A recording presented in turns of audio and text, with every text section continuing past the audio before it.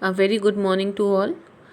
We are starting with GIT, the new system, and the today's topic is Introduction to GIT. So let's first study the definition of GIT. It is a muscular tube extending from mouth to anus with associated glandular organs that empty their contents into the tract. So when we talk about the glandular organs, we talk about actually pancreas and liver. The pancreas pour its secretions into the duodenum, as well as the liver also through the bile duct pours its secretion into the duodenum. It is about 10 meters or 30 feet long. Now the four major physiological processes which occur in GIT are motility, secretion, digestion, absorption. Motility is an important feature which is showcased by the GIT, क्योंकि अगर motility नहीं होगी तो bolus जो है, जो खाना आपने खाया है, वो आगे मूव करेगा ही नहीं.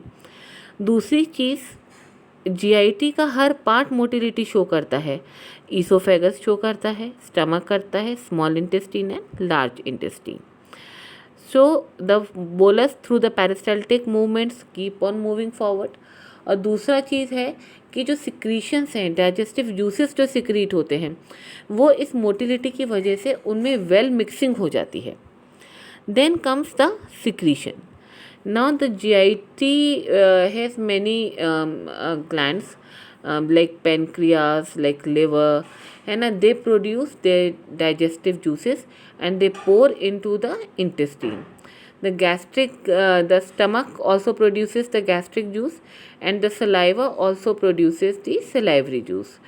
Salivary glands also produces the salivary juice or the saliva. So 1500 ml of saliva is poured down every day. 2000 ml of gastric juice, 500 ml of bile, 1500 ml of pancreatic juice, 1500 ml of intestinal secretions. Out of these, 1200 ml of water per day we take, and 800 gram of solids per day are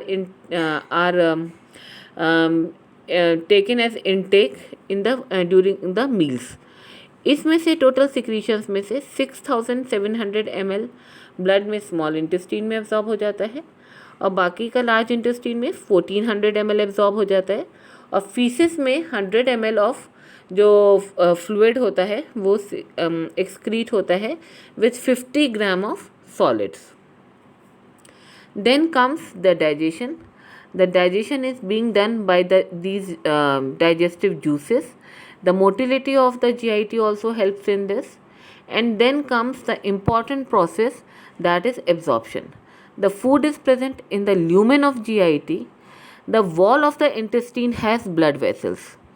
The food is absorbed. The food is broken down into the smallest possible content. Like the carbohydrates are broken down into glucose. The proteins are being broken down to the amino acids, and then these basic constituents are absorbed into the blood. The blood vessels are present in the wall of the intestine, and then these blood vessels take the glucose or the amino acids everywhere in the cell, और जहाँ जहाँ इन basic nutrients की ज़रूरत होती है energy production के लिए, tissue building के लिए, मसल मास बढ़ाने के लिए, वहाँ ये यूज़ होते हैं. Now GIT also serves as an important organ for excretion. It excretes the undigested and the unabsorbed food. So when we talk about the functions of GIT, these are the digestion and absorption of food, excretion of waste products, fluid and electrolyte balance, immunity, and maintaining the intestinal bacterial flora. Fluid and electrolyte balance कैसे? Vomiting है, diarrhoea है, ये सब क्या है? ये GIT की illness है. अगर किसी को डायरिया हो रहा है तो डेफिनेटली जो कोलोन सिक्रीशंस होते हैं they are rich in potassium, तो पोटेशियम कम होने लगता है. ऐसी वॉमिटिंग में भी फ्लूइड और इलेक्ट्रोलाइट्स का बैलेंस होता है, लॉस होता है. तो इस तरीके से जो जीआईटी है उसका एक मेन फंक्शन है कि अगर वो with in the range function कर रहा है तो fluid and electrolyte balance maintain रहता है. When we talk about the immunity, we talk about the gut associated lymphoid tissue, which is present in two ways: the Peyer's patches, which are the aggregation of lymphoid tissues in the submucosa, and of course a diffuse population of immune cells is also present. Then we will talk about the intestinal bacterial flora. These are involved in the synthesis and absorption of vitamins. They they work as a catalyst for certain enzymatic activities. They detoxify many toxins present in the chyme, and they make the epithelial cells permeable. In intestinal bacterial flora के बारे में हम जब large intestine पढ़ेंगे तब हम detail में पढ़ेंगे. Now we will come to GIT. So GIT includes mouth, pharynx, esophagus, stomach, small intestine, which is further divided into duodenum, jejunum, ileum. Large intestine includes cecum, appendix, ascending colon, transverse colon, descending colon, sigmoid colon, rectum and anal canal. Now coming to the diseases of GIT, the most commonly encountered is gastritis, which means the inflammation of the stomach mucosa. Then comes the gastroesophageal reflux disease, जिसे आप सोब्रासिस भी कहते हैं, खट्टी डकारें जिसका दूसरा नाम है हिंदी में. Then the malignancy of the stomach. Pancreatitis is inflammation of the pancreas. Pancreatic cancer. Gallstones, which is the bread and butter of the surgeons. Then the hepatitis and cirrhosis. Now these days, due to the increased incidences of hepatitis B and hepatitis C, the liver cancers are also getting common. Sometimes it is the primary malignancy which is seen as liver cancer, or it may be secondary metastasis from somewhere else.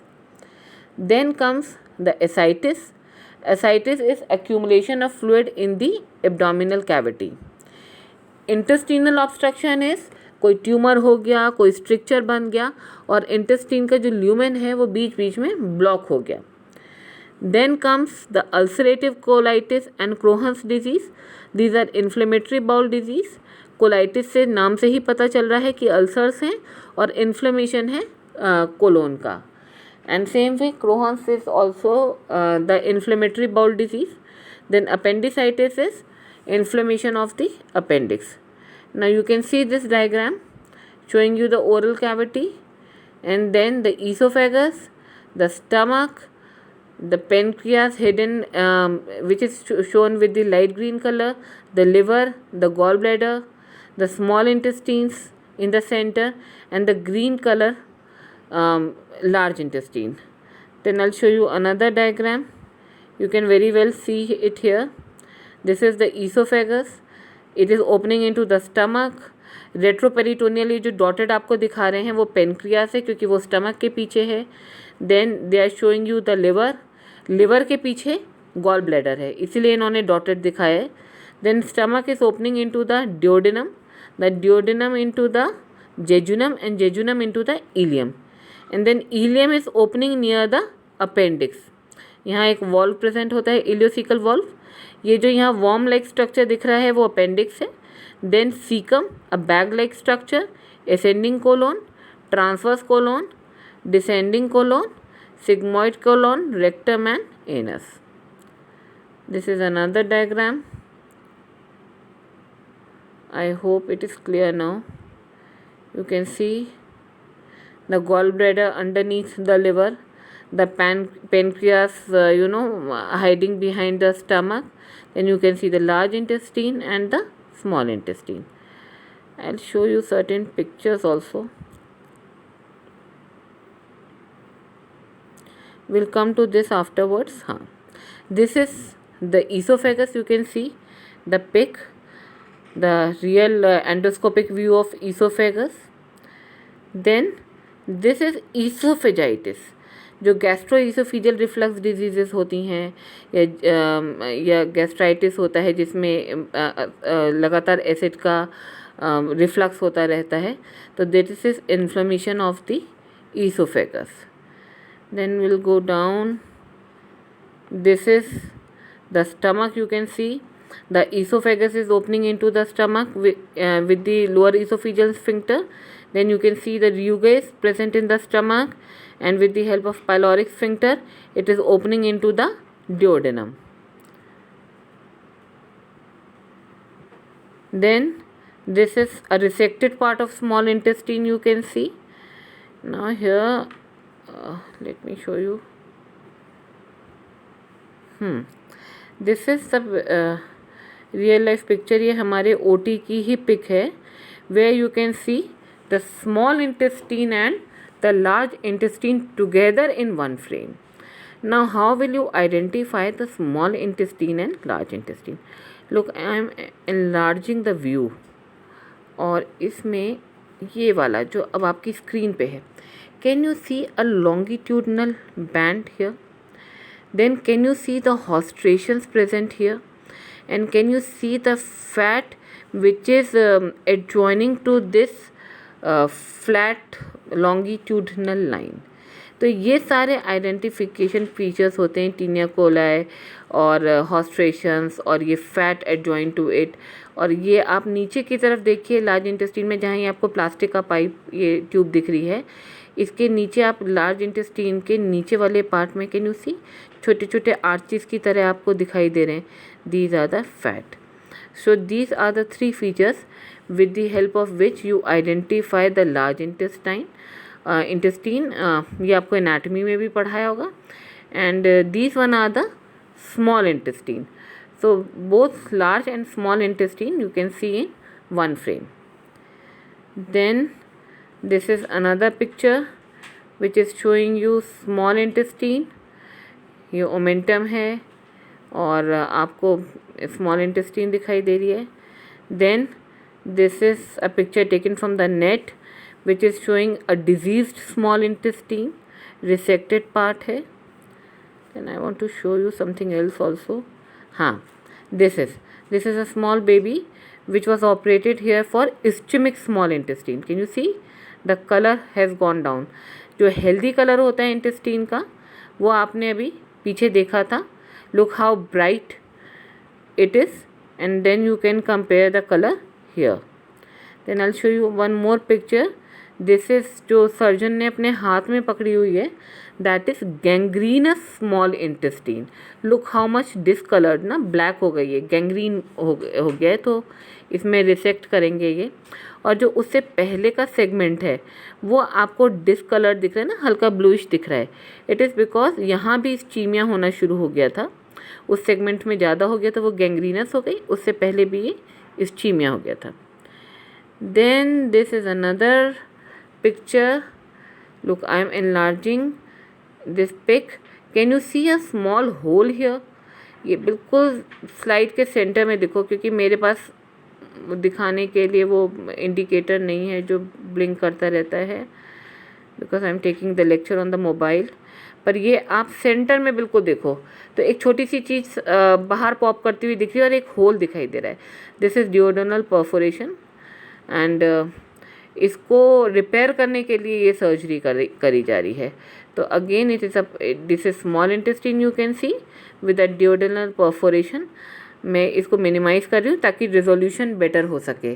तो अगर आपको देखिए एक बड़ा सा whole दिख रहा है, this is duodenal perforation which will be sealed very soon and the patient will be rescued.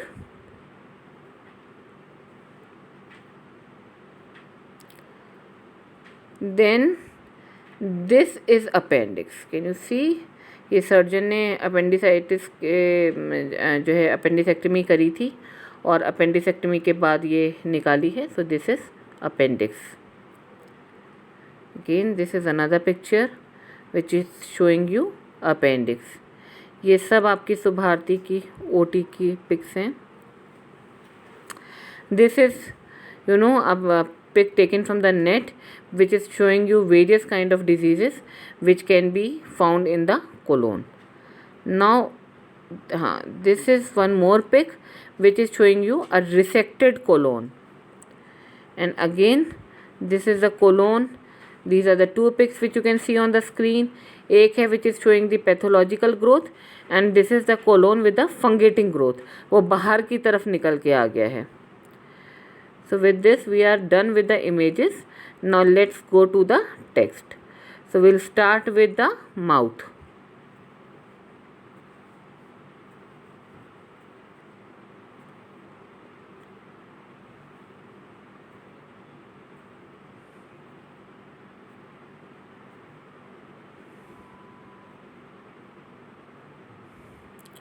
So let's start with mouth and pharynx.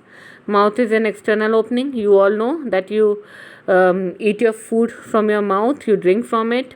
It is also known as oral fissure, and the oral cavity extends from the lips to the oropharyngeal isthmus. The oral cavity is divided into two parts, the vestibule and the oral cavity proper. Vestibule क्या होता है? It is जहाँ आप पान की glory रखते हैं ना अपनी, या जो लोग गुटखा खाते हैं वो रखते हैं, that is the space you called vestibule.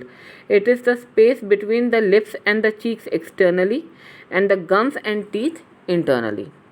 And the oral cavity proper is the space within the alveolar arches, gums and teeth. Tongues have taste buds, tell you the taste of the food, helps you in making the bolus, and it keeps on moving the bolus here and there so that it can be chewed easily with the help of the teeth, and then the tongue helps in the swallowing. Then comes the teeth. ये तो तुम लोग कब से करते हुए आ रहे हो कि इंसाइजर्स कटिंग के लिए होते हैं, कैनाइन स्टीयरिंग के लिए होते हैं, और premolars and molars grinding action के लिए होते हैं. Then comes the pharynx. You all know कि कभी जल्दबाजी में पीते हो तो क्या होता है, चोकिंग हो जाती है, ऐसा लगता है ट्रैकिया में चला गया. Because the GIT and the respiratory passage they share a common passage which is known as pharynx. Nose के पीछे हो जाता है नेजोफैरिंग्स, ओरल कैविटी के पीछे हो जाता है ओरोफैरिंग्स. देन कम्स द लैरिंगोफैरिंग्स, और लैरिंगोफैरिंग्स नीचे एंटीरियरली होती है हमारी ट्रैकिया और पोस्टीरियरली होती है ईसोफेगस. तो नोज के पीछे हो गया nasopharynx into which the nasal cavity opens. वो फैरिंग्स का वो पार्ट जिसमें नेजल कैविटी ओपन कर रही है. ओरोफैरिंग्स जिसमें ओरल कैविटी ओपन हो रही है, क्योंकि एयर को भी वही उसी रास्ते से जाना है और खाने को भी, फूड को भी उसी रास्ते से जाना है. तो ये फूड ट्रैकिया में ना चला जाए, ये कौन प्रिवेंट करता है? ये एपिग्लॉटिस प्रिवेंट करता है. And then the laryngopharynx is continuous with the larynx anteriorly and below with posteriorly with the esophagus. Then we have three pairs of salivary glands. You all know parotid, submandibular and sublingual. Then comes the main function is they moisten the food. salivary secretions produce करते हैं, जिसका एक तो उसमें माइलेस होता है जो carbohydrate का डाइजेशन शुरू कर देता है.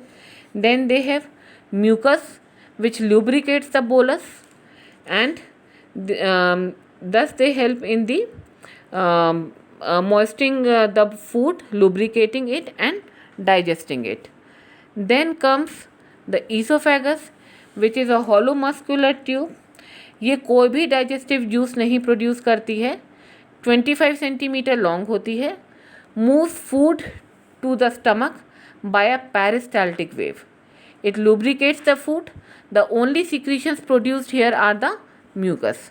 You can see in this diagram muscular tube which extends up to the stomach, peristaltic wave के थ्रू बोलस को ट्रांसमिट करती है.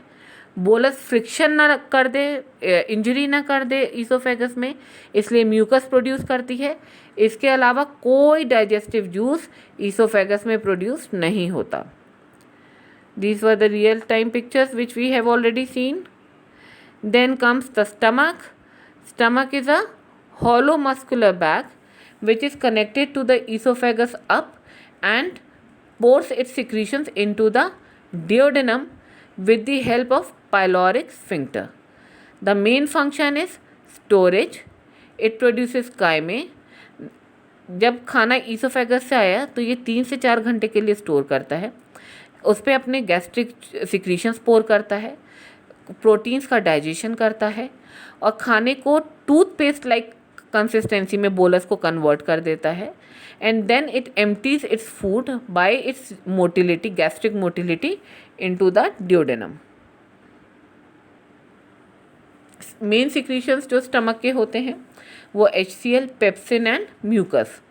HCl का क्या है कि एक तो माइक्रोब्स को किल करता है, दूसरा पेप्सिनोजन को एक्टिवेट करके पेप्सिन बनाता है, और पेप्सिन का काम है it digest the proteins. Then it also produces, the gastric glands also produces mucus. तो म्यूकस का मेन काम है protection of the mucosa, gastric mucosa, क्योंकि जो HCl है वो pH को इतना कम कर देता है कि अगर वो HCl डायरेक्टली स्टमक की म्यूकोसा के कांटेक्ट में आएगा तो अल्सर बन जाएगा, तो इसीलिए म्यूकस उसको प्रोटेक्ट करता है। Then comes the small intestine. You all know that small intestine is a long tubular structure which is divided into three parts: the duodenum, jejunum and ileum. The duodenum is the first part. It is C-shaped and 25 centimeter in length. The duodenum receives the food, the chyme, from the stomach. Then it also receives the secretions from the pancreas as well as from the bile from the liver. Then comes the jejunum, which is the middle part of the small intestine and is 2.5 meters long. Then comes the ileum, which is the last part, is 3.5 meters long and opens into the cecum.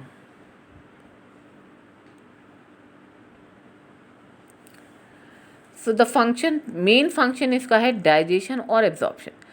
जितना भी absorption होना है small intestine सारा absorb करेगी nutrients को। Large intestine में सिर्फ और सिर्फ थोड़ा सा फ्लूइड वाटर एब्जॉर्ब होता है। इसके अलावा जो मेन एब्जॉर्प्शन है वो सारा का सारा स्मॉल इंटेस्टीन में होता है। डाइजेशन भी वहीं होता है। स्टमक ने प्रोटीन्स को डाइजेस्ट करा, थोड़ा बहुत उसमें गैस्ट्रिक लाइपेस वगैरह सिक्रीट होता है, पर जो मेन फैट्स का डाइजेशन होता है, कार्बोहाइड्रेट का डाइजेशन होता है, फैट्स का होता है, वो सारा का सारा स्मॉल इंटेस्टीन में होता है। And then the digested food is absorbed and of course this is aided with the help of GI motility. Small intestine तरह तरीके की मोटिलिटी एग्जिबिट करती है and it keeps on churning the food and mixing the food with the intestinal juices, और इसी movement की help से खाने के एब्जॉर्प्शन में भी हेल्प मिलती है। Then comes the large intestine. The large intestine is made up of cecum, appendix, colon, rectum and anal canal. Cecum is a bag-like structure, a sac-like structure. The ileum opens into the cecum. It is a blind-ended sac and is guarded by the ileocecal valve. The appendix is a vestigial organ, worm-shaped tube. You have already seen in the picture. Now the colon has four parts: ascending colon, transverse colon, descending colon and the sigmoid colon. Main function क्या है कि थोड़ा बहुत पानी absorb करती है, बहुत थोड़े से इलेक्ट्रोलाइट्स एब्जॉर्ब कर लेती है, लेकिन मेन काम है डिफिकेशन में पार्टिसिपेट करना, फीसिस की फॉर्मेशन और डिफिकेशन रिफ्लेक्स का जनरेट होना और उसको एक्सपेल करना, ये काम है मेन कोलोन का।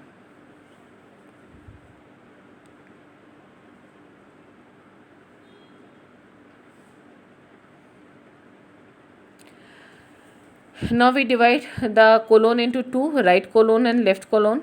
The cecum, ascending colon, hepatic flexure of colon and the part of the transverse colon forms the right colon. ये आप anatomy में पढ़ोगे. And the remaining part of the transverse colon, splenic flexure of colon, descending colon and sigmoid colon forms the left colon. The functions of large intestine are storage and concentration of undigested matter, absorption of salt and water, mixing and propulsion of contents, the feces and defecation. Secretion में it only produces mucus, no digestive juice is produced here. तो mucus क्या करता है, lubrication कर देता है fecal matter का. Then comes the pancreas. Pancreas secrete many enzymes as well as bicarbonate rich pancreatic juice. The pancreas also has a non-digestive endocrine function. और अगर हम इसकी बात करें डाइजेस्टिव फंक्शंस की, एक्सोक्राइन पार्ट की, तो it is enzymes for carbohydrate, fats, proteins and nucleic acids. Then it has bicarbonate which neutralizes the HCl entering into the small intestine from the stomach. अब पेनक्रियास की खास बात ये होती है कि पेनक्रियास कैसा भी जूस सिक्रीट कर सकता है. It can produce an enzymatic rich pancreatic juice और it can produce a bicarbonate rich pancreatic juice. And how this is regulated, we will study this when we will study pancreas in detail. So this is the diagram. You can see the pancreas, the pancreatic duct, and it is opening into the duodenum. Then comes the liver. You know liver is an important organ, produces bile. और भी बहुत सारे functions है liver के, non digestive functions, जो हम liver वाले chapter में करेंगे. बाइल सॉल्ट्स प्रोड्यूस करता है, बाइकार्बोनेट प्रोड्यूस करता है. और ये जो बाइल होता है it helps in the digestion and absorption of the fats. Gall bladder का काम है बाइल को स्टोर करना और कॉन्सेंट्रेट करना. In between the meals we don't want the bile to go into the intestine, so the gallbladder stores the bile. तो जो liver bile produce करता है और जो गॉल ब्लैडर का बाइल होता है उनका कंपोजिशन वेरी करता है. So this is also an important question कि what are the difference between the bile stored in gall bladder and the bile produced by the liver. Now the last slide for today's lecture I am reading out is the physiological anatomy of GIT wall. So the layers of GIT from outside to inside are, सबसे बाहर आप देखो तो green वाली serosa है, फिर muscle layer है, muscle layer के बाद सब म्यूकोसा है, सब म्यूकोसा के बाद म्यूकोसा है. म्यूकोसा के ऊपर फूड रेस्ट करता है, सारे जूसेस यही म्यूकोसा के ऊपर मिक्स करते हैं फूड से और फिर across the wall food absorb होता है. तो outermost is serosa. Then you can see the longitudinal muscle layer, the circular muscle layer. Between the longitudinal muscle layer and the circular muscle layer is a nerve plexus known as the Meindrecht nerve plexus. Then you see the submucosa blue color की. Submucosa के नीचे circular muscle और submucosa के नीचे मिजनस plexus होता है and then comes the mucosa. सो इसकी डिटेल और इनके प्लेक्सस के बारे में हम नेक्स्ट लेक्चर में डिस्कस करेंगे. अभी I only want to emphasise that the wall of the GIT है serosa, the muscle layer, the submucosa and the mucosa. Thank you.